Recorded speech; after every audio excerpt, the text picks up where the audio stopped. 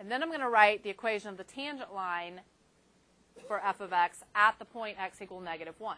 What are the two things you have to write the equation of a tangent line, or the equation of any line? A point and a slope. The slope's taken care of. The slope is 1. The point, do I have the y value of the point? No.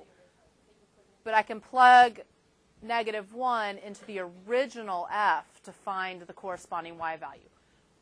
When you are doing any of this, you have got to label what you are doing. So like on part B, I need you to write that f prime of negative 1 equals 1.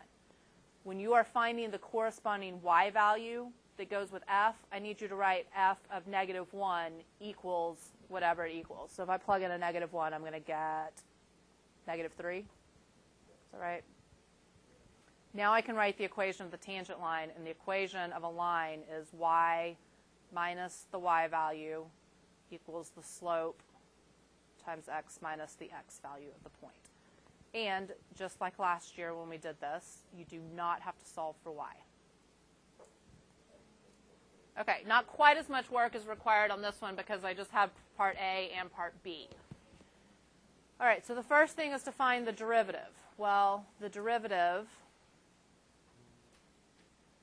is that whole lovely limit as h approaches 0, f of x plus h. What will f of x plus h be? Right, 3 square root of x plus h minus f of x, which is 3 root x, all divided by h. On these limit problems that are where you're finding the derivative, it's always going to equal 0 over 0 to begin with. So what technique did we learn last chapter? Multiply by the conjugate. See, we always build on previous concepts in math.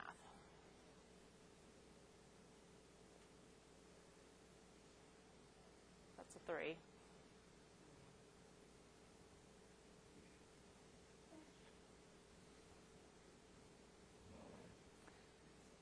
Okay, I want to FOIL out the top part. The two parts that are the conjugates of each other, I always want to FOIL those out. What am I going to get when I multiply 3 root x plus h times 3 root x plus h? Good, 9x plus 9h. Minus what? 9x. Minus because positive times negative. Do not distribute the bottom.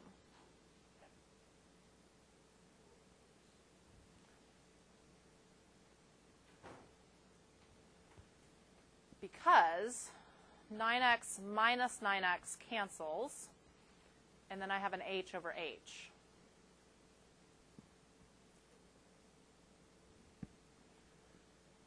And now when I try and plug in an h for 0, or 0 for h, I have a 9 on top. Got 3 root x plus another 3 root x. So 9 over 6 root x. Good. I am totally cool with the square root of x on the bottom. You do not have to rationalize. Oh, yeah. I mean, you don't have to, but yeah, that is an easy simplification. A lot of people have this thing called algebraic guilt, and they're just forced to simplify or forced to solve for y on the tangent line. It's okay if you have that, but you don't have to go to that trouble.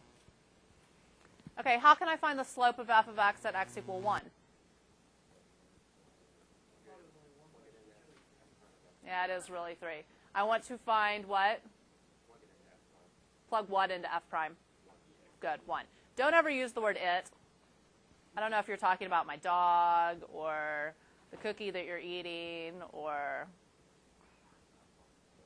So I want to plug 1 into f prime. Show me that you're doing that by writing f prime of 1 equals what?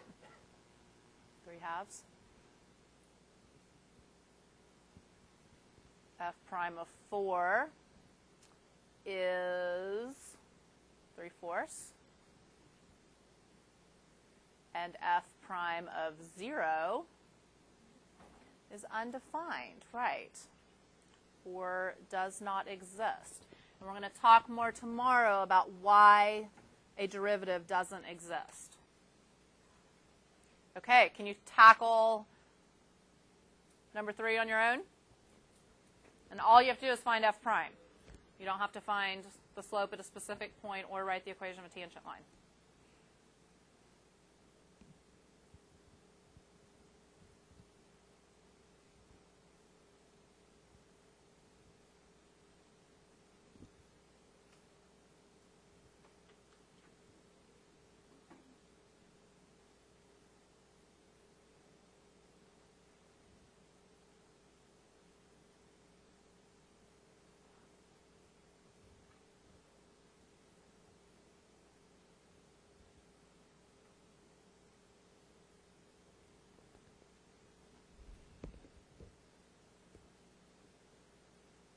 Stop and check one thing before you go on. When you put an x plus h in for x, don't forget to distribute that negative.